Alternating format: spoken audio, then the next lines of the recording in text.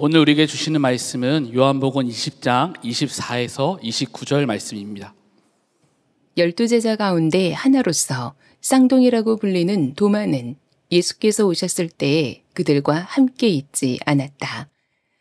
다른 제자들이 그에게 우리는 주님을 보았소 하고 말하였으나 도마는 그들에게 나는 내 눈으로 그의 손에 있는 못자국을 보고 내 손가락을 그 못자국에 넣어보고 또 내 손을 그의 옆구리에 넣어보지 않고서는 믿지 못하겠소 하고 말하였다. 여드레 뒤에 제자들이 다시 집안에 모여 있었는데 도마도 함께 있었다. 문이 잠겨 있었으나 예수께서 와서 그들 가운데로 들어서셔서 너희에게 평화가 있기를 하고 인사말을 하셨다. 그리고 나서 도마에게 말씀하셨다. 내 손가락을 이리 내밀어서 내 손을 만져보고 내 손을 내 옆구리에 넣어보아라. 그래서 의심을 떨쳐버리고 믿음을 가져라.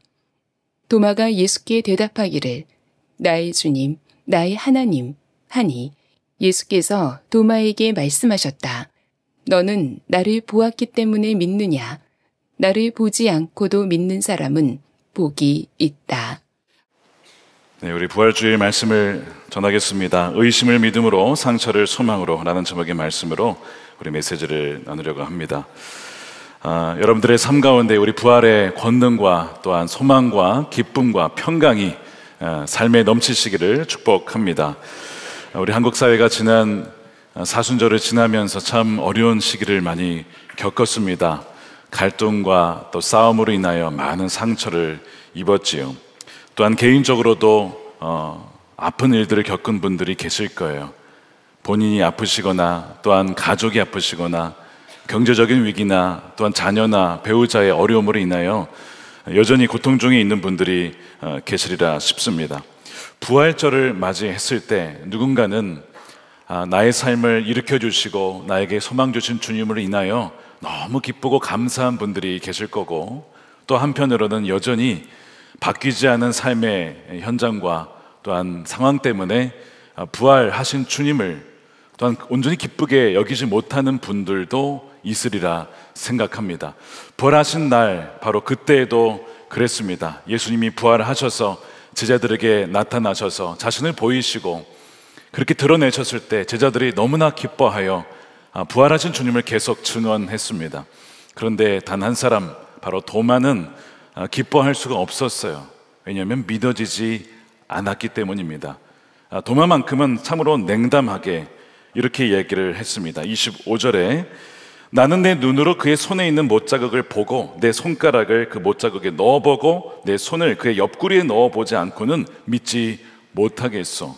이것은 마치 내 삶에 이러저러한 문제들이 있는데 이것이 해결되면 내가 주님을 믿겠소 라고 그렇게 조건은 다는 우리의 모습과 굉장히 비슷한 면이 있습니다. 그래서 우리는 도마를 의심 많은 도마다 이렇게 별명을 붙여 말하곤 합니다.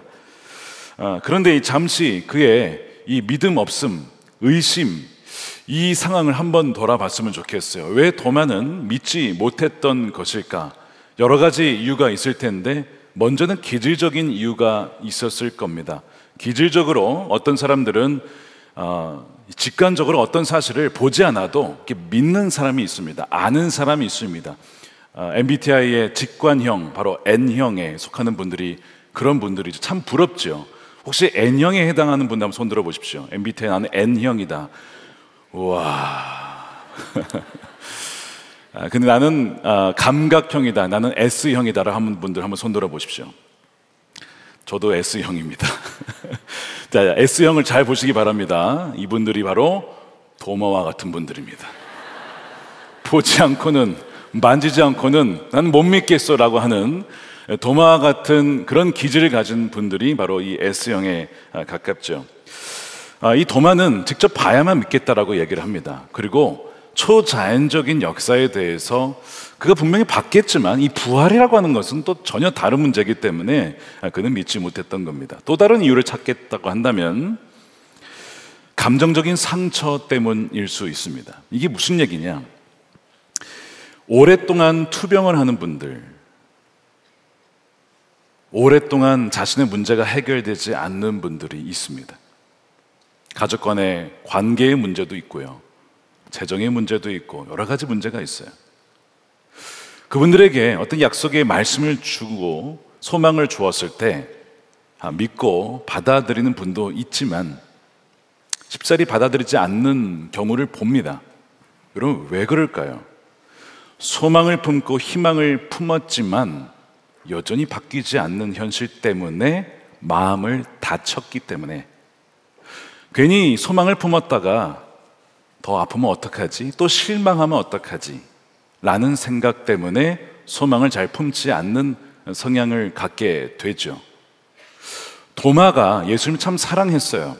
나사로가 죽었을 때 예수님이 가신다고 하는데 그 당시에 예수님을 죽이려고 했던 사람들이 많이 있었거든요. 죽을 수도 있는 그 위험 속에서 우리가 주와 함께 죽으러 가자, 주님과 함께 죽겠다라고 외쳤던 자가 도마입니다. 도마는 죽기까지 내가 예수님을 사랑한다라고 했던 그 제자였는데 예수님이 죽으셨어요. 그 사랑하는 주님이 죽으셨단 말이에요. 그러니까 너무나 마음이 아픈 거죠. 이 상태에서 주님이 다시 살아나셨어 라고 했을 때 정말 살아났으면 좋겠지만 그렇지 않으면 마음이 너무나 아프잖아요. 그러니까 나에게 쉽사리 그런 희망 고문과 같은 그런 얘기 하지 마 라는 마음을 이렇게 닫아둔 것 아닐까라는 그런 마음이 있습니다. 근데 사실 이 도마의 의심을 보게 되면 이 도마만 의심했나? 여러분, 그렇지 않습니다. 제자들도 의심했습니다. 예수님이 부활하신 장면이 24장, 누가복음 24장에도 나옵니다. 거기에 보면 예수님이 부활하셔서 나타나셨을 때 여러분, 제자들의 반응이 어땠는지 아십니까? 성경에 보니까 우리가 유령을 보는가, 눈으로 보고도 믿질 못하는 거야. 너무 놀랍기도 하고 충격적이기도 하고, 그러니까 유령 보는 것처럼 믿질 못하는 거예요. 성경에 마음속에 그들이 의심하는 자들이 있더라. 의심하는 친구도 있었습니다. 그런 제자들도 있었어요. 그러니까 예수님이 너희가 왜 마음에 의심을 하느냐, 내 손을 봐라, 내 옆구리를 봐라, 그렇게 하면서 이제 이 증거를 보여주시거든요. 그러니까 제자들도 의심을 했어요. 심지어 이제 마태복음 28장에 보면 지상 대위임령 말씀이 나오죠. 너희는 그러므로 가서 모든 족속으로 제자를 삼으라. 그 말씀. 근데 그 바로 전에 보면 뭐라고 되어 있는지 아십니까? 제자들 중에는 의심하는 자들도 있더라. 또 나옵니다. 아니, 그때도 여전히 의심 중에 있는 제자들이 있을 때에 주님이 하신 말씀이 지상 대위임령이었어요. 그리고 그럼 마리아도 예수를 믿은 것이 그 빈무덤에서 예수를 만났잖아요.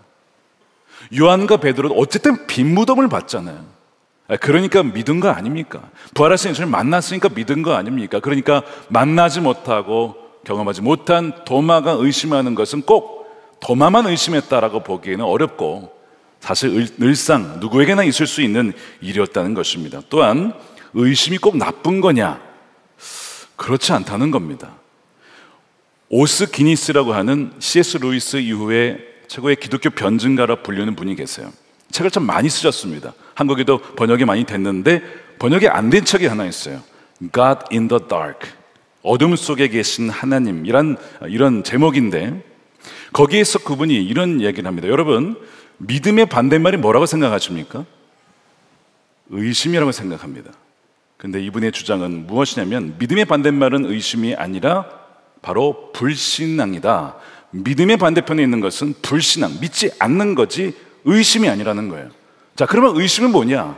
의심은 믿음과 불신앙의 그 가운데 어디에선가에 방황하는 위치, 바로 그것이 의심이라고 하는 거죠. 그래서 이 의심이 꼭 나쁜 것만이 아니라 이것이 믿음으로 나아갈 수도 있고 또한 불신으로 나아갈 수 있다는 거예요. 오히려 믿음으로 나아가는 다리가 될 수 있다. 다른 어떤 분의 표현에 의하면 백신처럼 항체가 되어서 오히려 나중에 더 건강한 믿음을 갖게 할 수도 있다라고도 이야기를 합니다. 또한 이 의심이 유익한 점이 있어요. 예수님을 믿지 않는 사람들, 부활을 믿지 않는 분들, 하나님의 존재를 믿지 않는 분들은 안 계신다라고 확신하고 있어요. 그들에게 필요한 게 뭡니까? 그 확신을 의심하는 겁니다.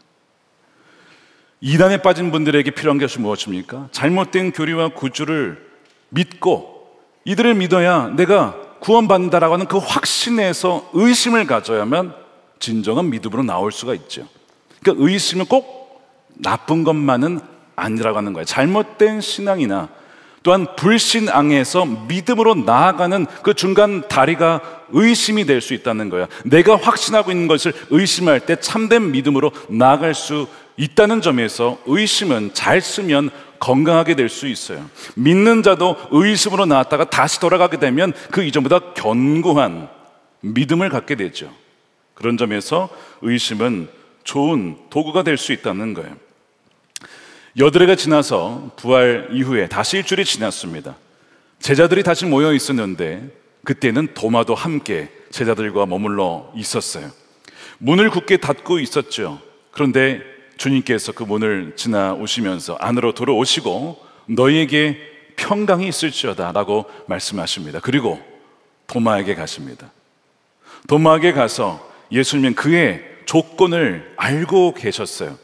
그러면서 자신의 손을 보여주시는 겁니다. 여러분, 도마가 그 일주일 전에 부활하신 그 주일, 내가 직접 보고 만지지 않고는 내가 믿지 못하겠다라고 했을 때 주님이 거기에 계셨나요? 주님이 거기에 안 계셨어요. 근데 주님은 알고 계셨어요. 도마가 뭘 원하는지, 어떤 조건을 걸었는지를 주님은 그 자리에 안 계셨어도 알고 있었습니다. 무슨 얘기입니까?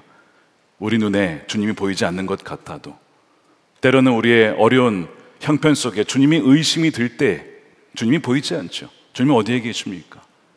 주님 어디서 뭘 하고 계십니까? 라고 할 때 그때에도 주님은 함께 하고 계셨던 거예요. 그리고 그걸 알고 주님은 도마에게 가서 보여달라고 그랬지. 자, 도마야, 이걸 봐라. 내 손가락을 봐. 그것이 27절이에요. 내 손가락을 내밀어 봐. 내 손을 만져봐라. 너의 손을 옆구리에 넣어봐라. 그래서 의심을 떨쳐버리고 믿음을 가져라. 그 의심에 계속 머물러 있지 말고 불신앙으로 빠지지 말고 믿음의 영역으로 나와라 라고 주님이 직접 도마에게 찾아가셔서 그의 믿음의 수준에 맞추어 자신을 낮추어 도마의 눈높이에 맞추어 그가 믿음을 가질 수 있도록 해주시는 이 놀라운 주님의 자비와 은총, 얼마나 감사한지. 그래서 우리가 주님을 믿게 된 거 아닙니까? 우리도 얼마나 도마처럼 주님 이거 해주세요, 사업이 잘 되면, 돈을 많이 벌면, 건강하면, 무슨 문제가 해결이 되면 내가 주님을 믿을게요. 그래, 너가 정말 그러면 믿겠니? 그렇게 해줄게. 우리가 정말 그렇게 해서 또한 주님을 믿게 된 경우가 얼마나 많이 있는지 모릅니다. 바로 이 도마에게 나타나신 이 장면을 그린 유명한 작품이 있습니다.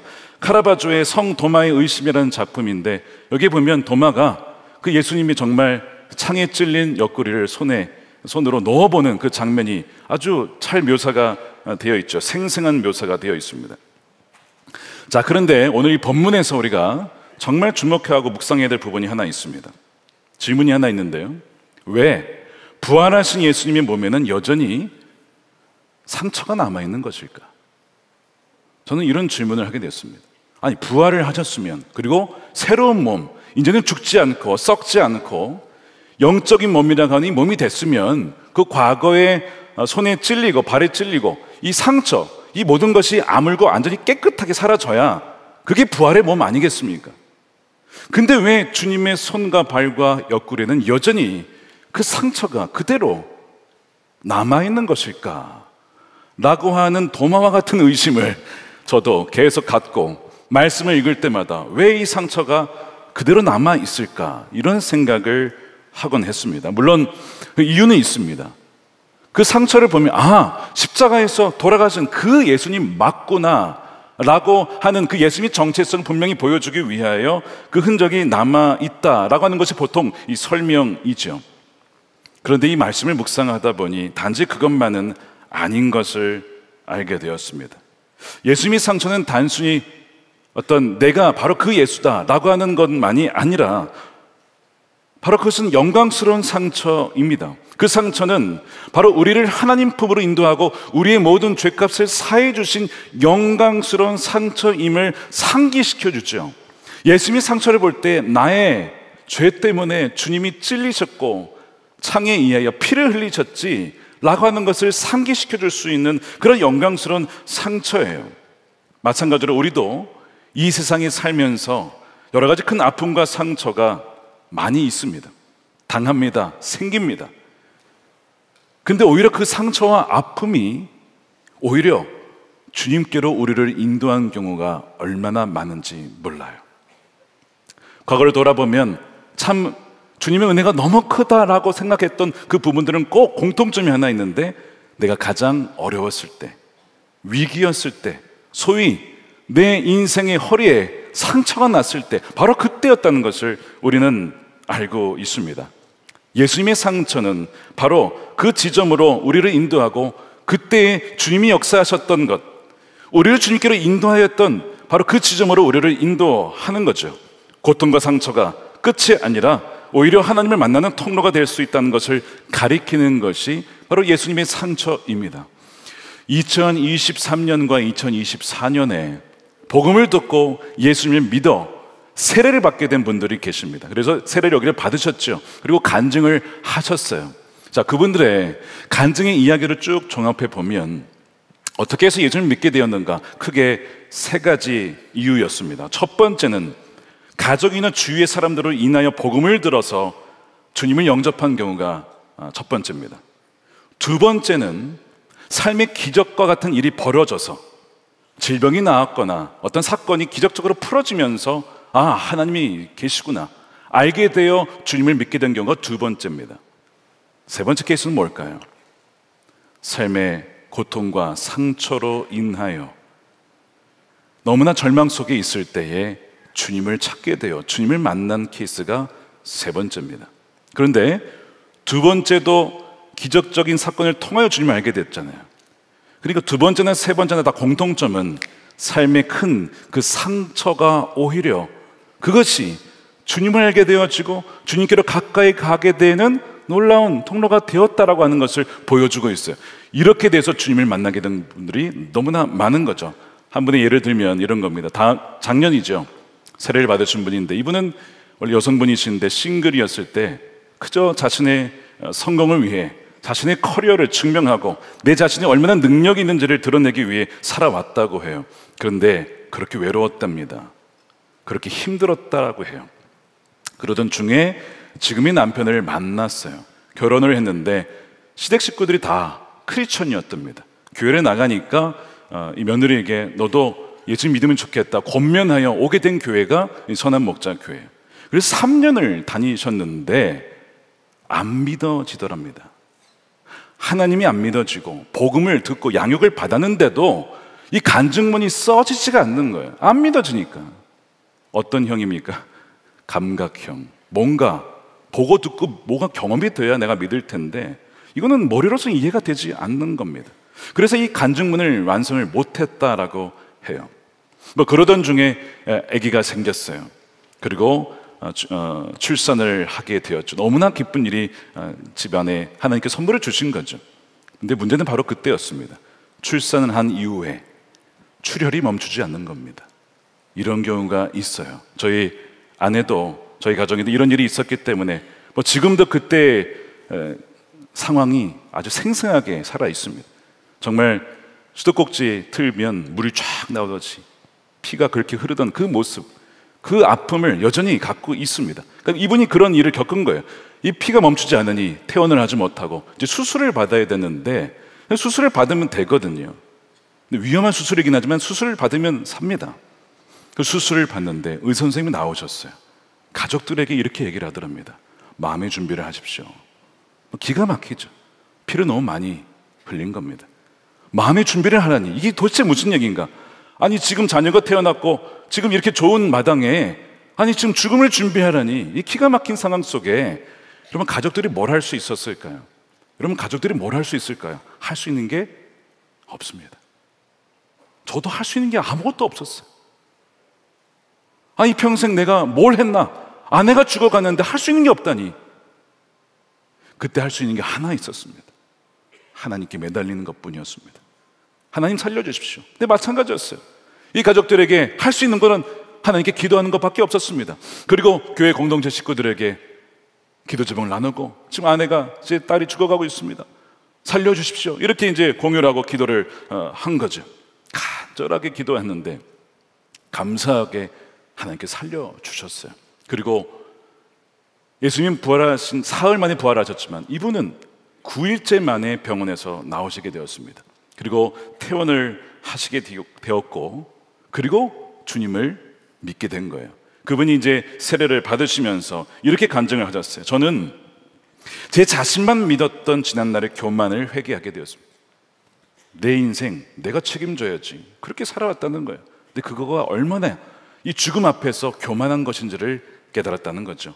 그동안 제 자신을 의지하던 삶을 회개하고 하나님만을 전적으로 의지하게 되었습니다. 몸과 마음이 온전하지 못한 상태에서 아기를 양육하는 것이 많이 두려웠지만 그럴수록 더욱 기도하며 몸의 회복과 아기의 안전을 하나님께 맡겨 드렸습니다. 제가 하나님을 알아보지 못할 때에도 하나님은 저를 버리지 않고 선택하시며 때를 기다리며 그리고 저에게 직접 찾아오셨습니다. 주인인 나는 예수님과 함께 십자가에 못 박혀 죽었고 이제 예수님이 제 안에 사시는 줄을 저는 믿습니다. 이렇게 간증을 하셨어요. 그리고 오늘 소식을 들었어요. 어제 그 아이의 돌잔치가 있었답니다. 그 아버님이 직접 돌잔치 사회를 보면서 정말 이 아이를 위해 축복해 주고 싶다고 하면서 오늘 이 예배를 드리는, 돌 예배를 드리는 이유를 얘기하더랍니다. 이 아이에게 줄 수 있는 가장 큰 유산은 주를 믿는 믿음이기에 오늘 우리가 이렇게 예배를 드리는 것입니다. 이렇게 하시더랍니다. 얼마나 감사한지. 의심을 가졌던 가정이, 그것이 믿음으로 참 큰 상처를 입었던 가정이 참된 소망 대신 주님을 의지하게 되었으니 얼마나 감사한 일인지 모릅니다. 이 놀라운 구원과 회복과 소망의 은혜가 여러분들 삶 가운데 있게 되기를 축복합니다. 주님이 부활하셔서 성령으로 우리 함께 하셔서 지금도 그 일을 하고 계시는 거예요. 그래서 여러분, 이 부활하신 예수님의 상처는 파괴가 아닌 바로 이 구원의 증거라고 하는 거예요. 자, 도마와 제자들이 예수님이 십자가에서 죽으실 때, 못 박혀 돌아갔을 때 그 모든 상처와 그런 것들은 바로 그들이 지금까지 품었던 희망이 다 무너지는 것이었습니다. 산산조각 나는 것이었어요. 이제 모든 것이 끝났다. 주님이 죽으셨어. 돌아가셨어. 여러분, 이것이 십자가의 상처가 상징하는 의미죠. 그런데 부활하신 주님이 그 상처를 보여주시면서 이렇게 얘기를 하시는 거예요. 도마야, 이 상처가 너에게는 절망이었느냐? 모든 것이 끝났다라고 생각했느냐? 아니야.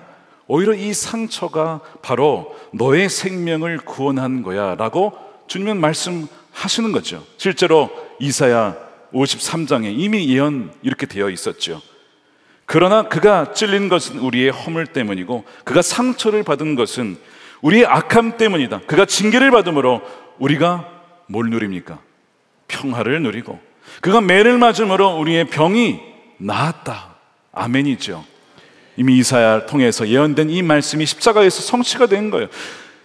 그러니까 이것을 우리에게 적용해 보면 우리의 삶에 지금 여전히 여러분의 삶 가운데 벌어지고 있는 상처와 아픔과 삶을 짓누르는 그 무게들, 아, 이것이 내 삶을 죽이는구나, 나를 망가뜨리는구나 라고 생각하실 때에 주님께서는 그 상처를 보여주시면서 아니야, 그 상처가 너를 망가뜨리는 것이 아니라 오히려 그 상처로 인하여 나에게 오게 될 것이고 나를 더 의지하게 될 것이고 내가 너와 함께하며 연합된 자임을 너가 더 온전히 믿게 될 거야. 그러니까 이 소망을 품고 그 상처를 이겨내기를 바란다.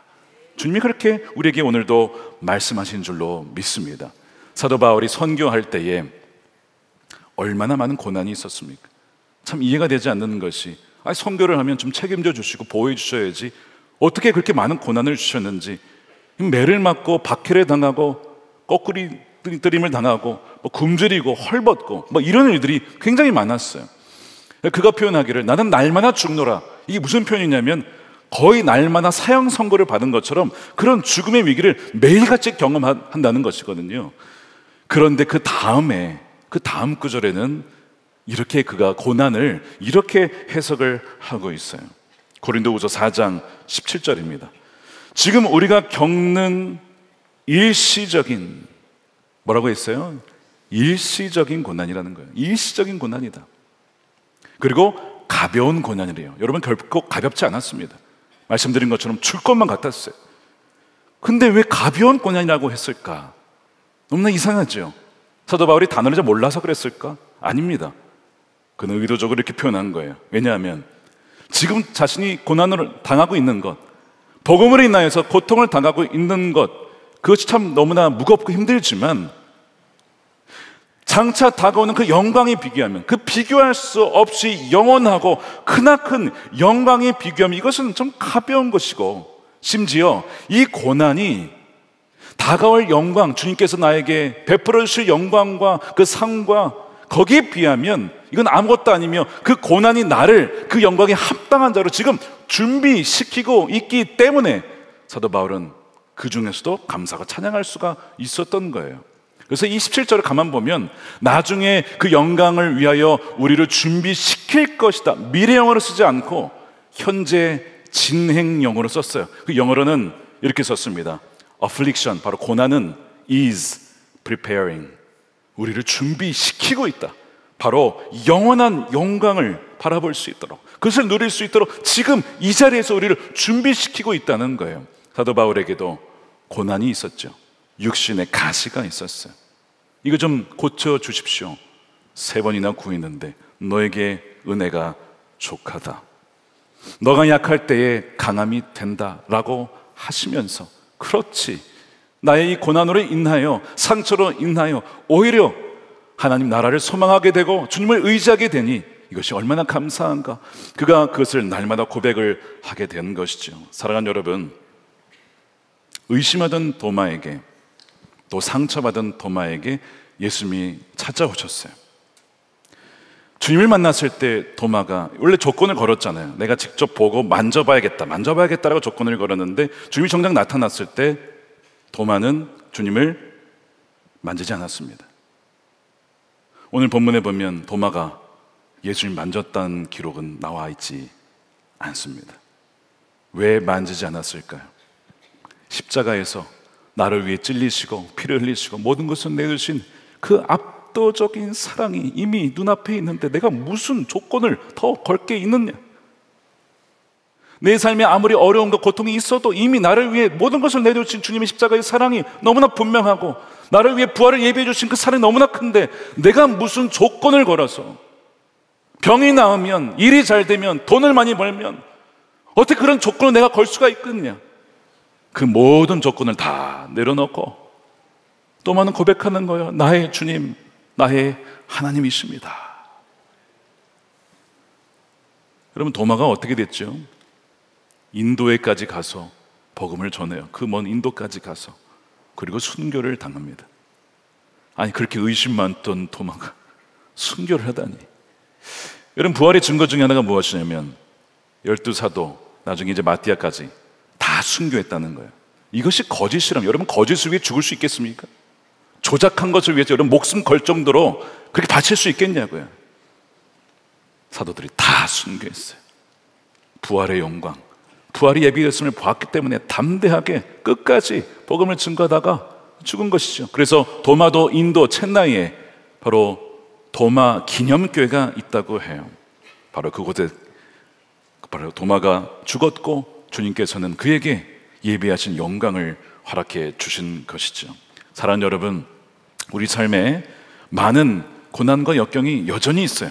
그것이 바로 예수님 십자가의 상처의 의미입니다. 남아있는 이유는 우리는 여전히 이 세상을 살면서 많은 고통과 역경을 당할 수 있다는 것을 보여줘요. 그런데 그 상처가 있지만 그것이 누구의 상처입니까? 부활하신 예수님의 상처예요. 더 이상 그 상처가 문제가 되지 않는다는 거예요. 우리의 문제가 해결이 되든 해결이 되지 않든 그와 상관없이 부활하신 주님이 성령으로 우리와 함께 계시니 더 이상 이 문제는 우리를 짓누르는 것이 아니라 그 문제가 깊으면 깊을수록 더 주님을 찬양하고 의지하며 나아가는 그런 길로 우리를 인도하시기에 우리는 어떤 상황 중에도 주님을 항상 찬양하고 기뻐하며 영광을 돌릴 수 있다는 것이 바로 부활의 증언이 되는 것이고 증인으로 살아가는 것인 줄로 믿습니다. 이것이 바로 우리가 부활의 증인으로서 살아가야 될, 증명해야 될 바로 그런 놀라운 진리인 것이죠. 그러므로 여러분, 예수님의 그 상처에서 바로 하나님의 사랑을 보셔야 됩니다. 나를 위해 다 고난당하시고 찔리시고 죽으신 그 주님의 그 사랑을 발견하십시오. 또한 여러분의 그 상처를 통하여 바로 부활의 소망을 주신 예수님을 바라보십시오.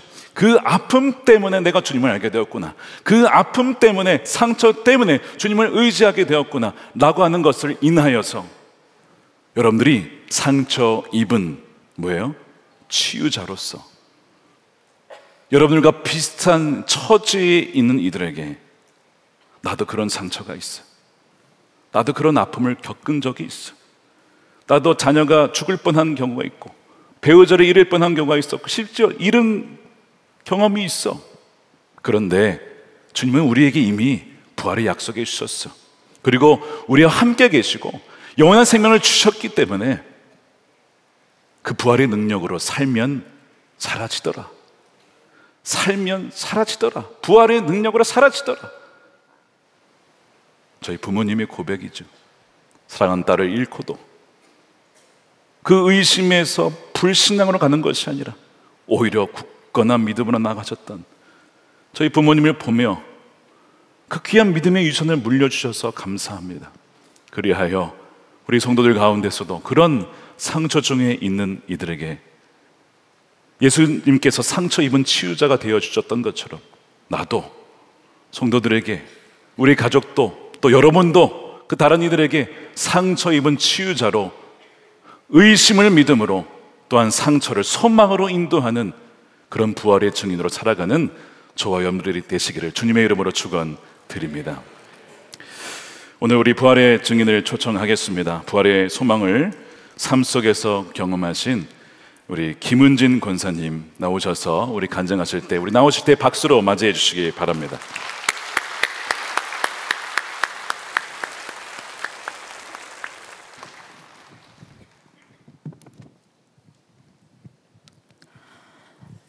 모태신앙으로 자라 성실한 성도로서의 생활을 해왔지만 어느 때부터인가 내가 하나님 앞에 온전한 순종을 드리지 못하고 있다는 마음이 강하게 들었고, 그러던 작년 초 하나뿐인 형제인 친정 오빠가 간경화 말기로 수명이 1년도 남지 않았다는 소식을 듣게 되었습니다.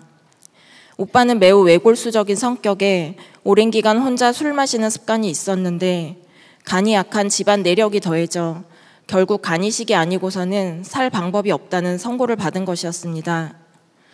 건강을 생각하라는 가족들의 권유도 소용없어 모두 기도만 하고 있는 상황이었고, 저는 오빠와 명절 때 잠깐 식사하는 정도에 어쩌면 남보다도 못한 관계를 유지하고 있었습니다.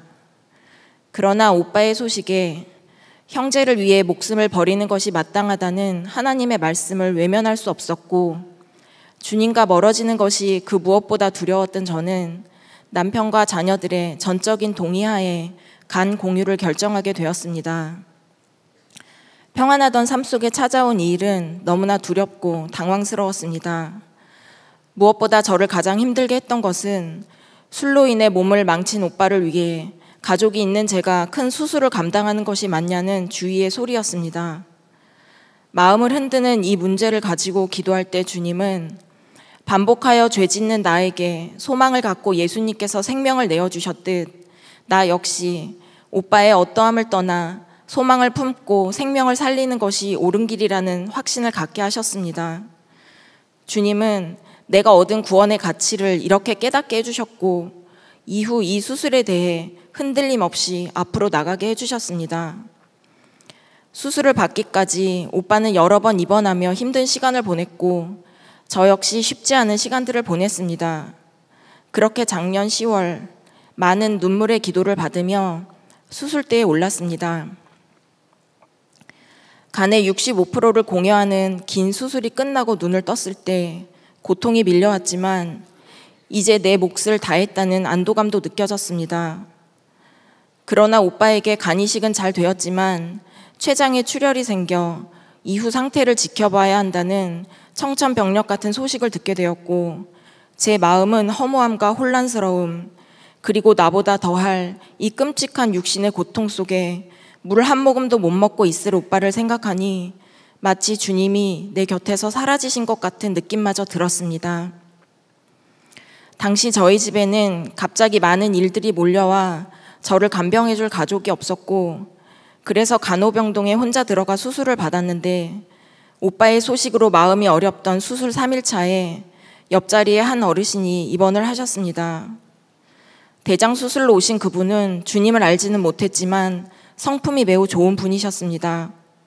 저는 먼 지방에 혼자 사시는 그 어르신이 복음을 들을 마지막 기회일지도 모른다는 조급한 마음이 들었고, 이후 밤낮으로 그분의 구원을 놓고 구체적인 길을 열어달라고 간절히 기도하게 되었습니다. 그러던 중 제가 퇴원 후 예약해 놓은 요양병원으로 그분이 따라서 입원하셨고, 아들이 이단교회에 빠진 며느리와 이혼한 상처가 있으심에도 불구하고 오빠를 위해 큰 수술을 받은 저를 천사라고 부르시며 조금의 거리낌도 없이 영접 기도를 받겠다고 하셨습니다. 교구 목사님이 오셔서 십자가와 죄에 대하여 말씀하시고 그분을 위해 기도해 주실 때에 이 이름이 생명책에 기록되었다 라는 하나님의 음성이 제 가슴 속에 한 글자 한 글자 선포되듯이 울리는 것을 눈물로 경험했습니다. 어떤 장담도 해주지 않는 막연한 오빠의 상태와 끝없이 쌓여가는 병원비, 그리고 내 육신의 고통, 이 모든 것이 사방에서 나를 누를 때마다 저는 이 모든 과정 가운데 전혀 예상치 못했던 이 어르신을 향한 하나님의 구원 계획과 성취하심을 생각하며 한 영혼의 구원이면 이 모든 고난이 충분한 가치가 있음을 붙들며 견딜 수 있었습니다.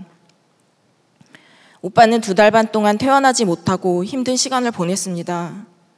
잘 지내냐는 안부조차 낯설었던 남매 사이였지만 이 기간 동안 저는 매일 오빠와 연락하며 낙심해 있는 오빠에게 소망의 말을 전했고 많은 분들의 기도를 전하며 응원했습니다. 서먹했던 마음과 원망의 마음은 어느새 사라지고 그동안 오빠가 지고 살았던 외로움과 연약함이 가엽게 느껴지기 시작했습니다.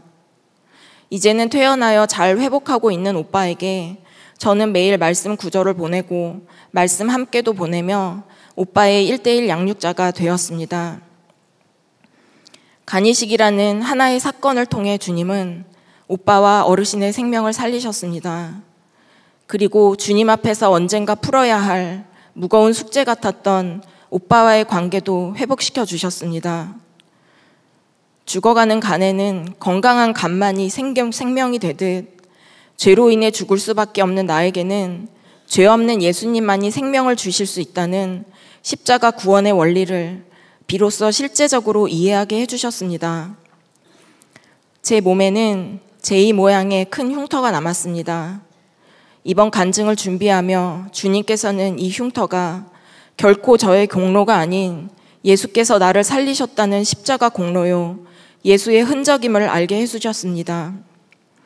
한때 고난이라고 생각했던 일이 하나님의 특별한 선물임을 깨닫게 하시니 감사합니다. 이제 예수의 흔적을 지닌 자로 그에 합당한 삶을 살아가는 제가 되길 소망하며 주님께 감사와 사랑을 올려드립니다.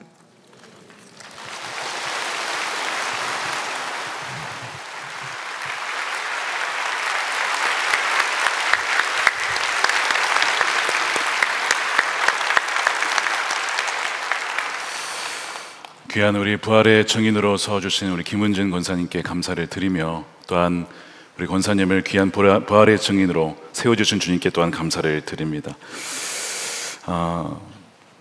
말씀을 들으며 간증을 들으며 정말 의심 많던 분들, 또 상처 입은 분들이 상처 입은 치유자를 통하여 또한 치유가 되는 놀라운 은혜를 듣게 되었습니다. 그리고 우리 권사님 몸에 새겨진 제의가 바로 이 지저스, 바로 예수님의 흔적이 아닐까라는 생각을 하게 됩니다.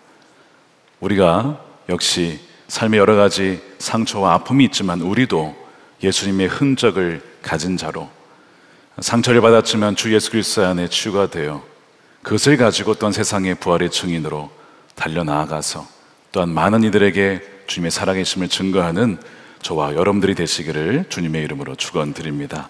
우리 함께 이 시간 기도하겠습니다. 이 시간 기도할 때에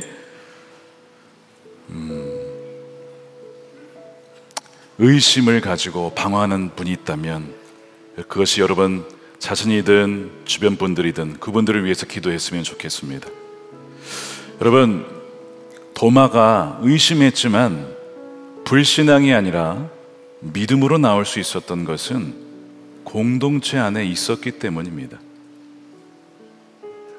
나머지 제자들과 함께 그곳에 여전히 머물러 있었기에 바로 도마가 의심을 떨쳐버리고 믿음으로 나올 수 있었고, 또한 예수님이 친히 찾아와 주셨기 때문에 또한 믿음으로 나올 수가 있었고, 그 아픔과 상처도 오히려 주님께 나아가는 통로가 될 수 있었던 것입니다. 이 시간에 의심하는 분들을 위하여 기도할 때 우리가 그들에게 다른 제자들처럼 믿음의 울타리가 되어주고 공동체가 되어주고 예수님의 손과 발이 되어 정말 부활의 증인이 되어 그들의 상처와 아픔을 보듬고 주님께로 인도할 수 있는 자가 되게 해달라고 우리 기도하시면서, 또한 상처를 당한 이들이 진정 우리의 산 소망 대신 부활의 주님을 만날 수 있도록 인도해 달라고 우리 함께 동성으로 기도하겠습니다.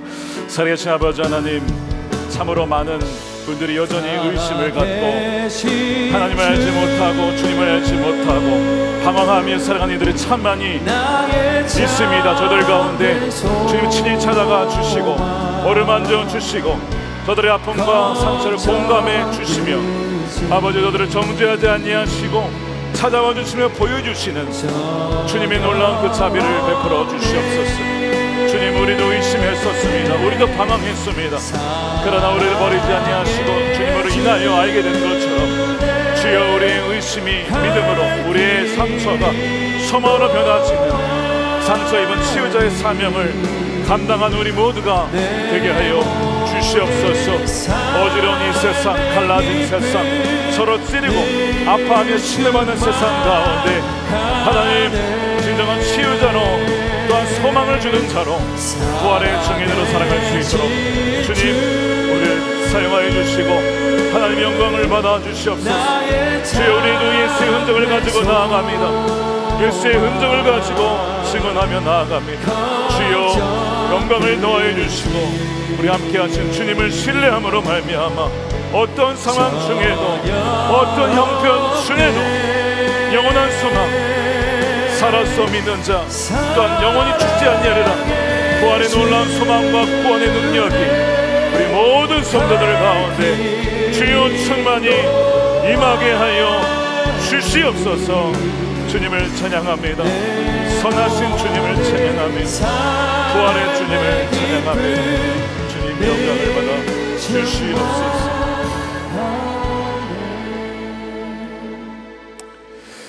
사랑해주신 주님 감사합니다. 거룩한 부활 주일에 부활의 증인으로 우리를 초청해 주시고 불러주시니 감사합니다. 두려워 떨며 무서워하던 제자들에게 친히 나타나셔서 평강이 있을지어다 하신 주님, 우리 모든 성도들의 삶과 가정에 주의 평강으로 가득 채워 주시옵소서. 여전히 의심하며 두려워 떨며 믿음 가운데 나가지 못하고 불신앙 가운데 나아간 자들이 있습니까? 주여 긍휼히 여겨 주시옵소서. 정죄치 마시고 도마에게 친히 찾아와 주셔서 내 손을 보라, 내 옆구리에 손을 넣어보라 라고 하시며 우리의 믿음 없음의 상태를 아시고 그 수준에 맞추어 우리에게 다가오신 주님, 주여 의심하며 방황하는 이들에게 친히 찾아가 주시기를 원합니다. 주님, 삶의 여러 가지 고통과 예상치 못한 일로 인하여 선하신 하나님에 대한 믿음의 상처를 당한 이들을 주여 긍휼히 여겨 주시옵소서. 저들의 상처가 절망으로 나가지 않고 오히려 그 상처로 인하여 주님을 찾게 하시고 주님을 만나게 하시고 치유자 되시며 공급자 되시며 우리의 부활의 주님 되신 예수님을 만나는 그런 계기가 되게 하여 주시옵소서. 주님, 우리에게도 여전히 많은 상처가 있지만 부활하신 주님의 능력으로 살아갈 수 있도록 인도해 주심에 감사를 드리며, 우리가 주님 부족하지만 상처 입은 치유자로서 우리도 그런 아픔과 그 고통을 경험했던 자로서 우리의 이웃들에게, 우리의 복음을 듣지 못한 이들에게 다가가서 저 그들에게 주 예수 그리스도의 살아계심을 말로만이 아니라 우리의 삶으로 증언할 수 있는 참된 증인으로 살아가게 하여 주시옵소서. 그리하여 깨어진 가정, 갈라진 가정과 관계들, 또한 양쪽으로 아버지 하나님 갈라져 버린 이 나라 대한민국을 주여 하나님 치유하는 하나님 부활의 증인으로 살아가게 하여 주시옵소서. 아버지 하나님, 이 시간 부활의 귀한 예물을 주님께 구별하여 드리며 11조로 감성금으로 성경금으로 주님께 올려드리며 우리의 몸도 마음도 주님께 드리오니 기쁘신 뜻을 위하여 또한 부활의 증인으로 우리를 마음껏 주님 사용하여 주시고 영광 받아 주시옵소서. 아버지 하나님, 깨어진 가정들과 또한 부모와 자녀들 간에 갈라진 가정들을 주여 기억하여 주셔서 치유하여 주시며 육신의 아픔과 어려움 속에서 그러나 소망을 품고 나가는 이들에게 산 소망 되신 주님이 친히 저들의 능력이 되시고 힘이 되어 주시옵소서. 주님, 북한에 여전히 복음을 듣지 못한 많은 이들이 있습니다. 복음이 증거되게 하여 주시고 억눌린 이들을 풀어주시기를 원합니다. 김국기, 김정은 목사님, 최충길 선교사님, 장문석 집사님 비롯한 억눌려 있는 주의 백성들을 속히 풀어주시옵소서. 해방의 은혜가, 부활의 권능이 그 복력 땅에도 하나님 비춰지게 하여 주시옵시고 그리하여 함께 부활의 예배를 주님께 올려드릴 수 있는 그날이 속히 오게 하여 주시옵소서. 복음을 전하기 위하여 지금도 하나님 땅끝까지 복음을 증거하는 우리 선교사님들과 그 가정을 기억하여 주시고 보내는 선교사 또한 가는 선교사 중보기도 하며 함께 합력하여 주의 오실 길을, 그 굽은 길을 걷게 하는 귀한 사역을 감당케 하여 주셔서 주님이 다시 오시는 그날 착하고 충성된 종이라고 우리 모두 한 사람보다 빠짐없이 얻은 것에 울며 이를 가는 이가 없도록 주님의 그 임재 안에 우리를 맞아 주시옵소서. 주님 감사합니다. 모든 영광 주님께 올려드리며 부활하신 우리 주 예수 그리스도의 이름으로 기도드립니다. 아멘. 우리 다 같이 일어나셔서 우리 준비하신 예물 드리며 예수 열방의 소망 우리 힘차게 찬양하겠습니다.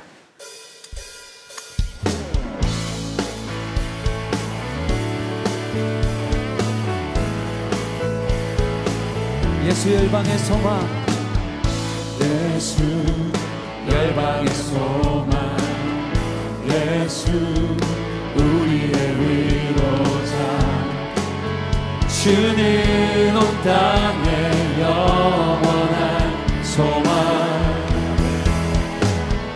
예수 어둠 속에 변함없는 진리 되십니다. 예수 변함없는 진리, 주는 온 땅의 빛이 되시네. 우리 위해 죽으시고 우리를 위해 죽으시고 다시 사신 생명의 주, 주님만이 소망이요 변함없는 반석이라. 주님만이 온 세상을 비추시네. 또 죽음에서 부활하신 우리 구주 평강의 왕, 주를 믿는 모든 자의 소망 되신, 우리 위해 죽으시고 우리를 위해 죽으시고 다시 사신, 우리 위해 죽으시고 우리를 위해 죽으시고 다시 사신 생명의 주. 아멘. 주님만이 소망이요 변함없는 반석이라. 주님만이 온 세상을 비추시네. 또 죽음에서 부활하신 우리 구주 평강의 왕, 주를 믿는 모든 자의 소망 되신, 주를 믿네. 살아계신 주, 살아계신 주, 나의 참된 소망, 걱정 근심 전혀 없네. 사랑의 주네 갈 길 인도하네.